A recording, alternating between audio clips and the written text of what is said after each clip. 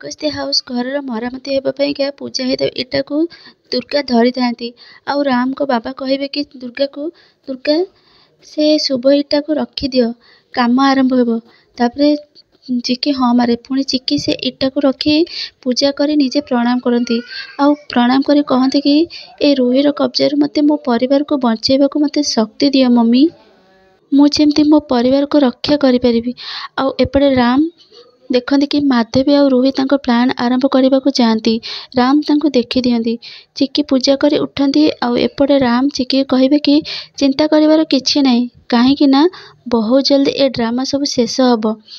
ହଁ ଆସ ଘରକୁ ଏଥର ଆସ, ଖାଇକି ବାହାରିବା, କାହିଁକି ନା ବାବାଙ୍କୁ ଦେଖା କରିବାକୁ ଯିବା।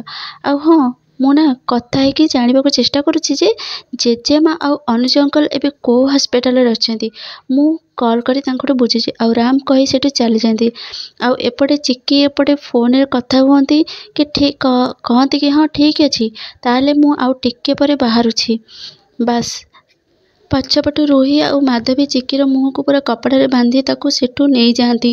ପୁରା ଭଲ ଭାବରେ କପଡ଼ାରେ ବାନ୍ଧି ନିଅନ୍ତି। ଆଉ ସେ ଯେଉଁ ହେଉଥିବା ଘର ଭିତରେ ତାକୁ ନେଇଯାଆନ୍ତି।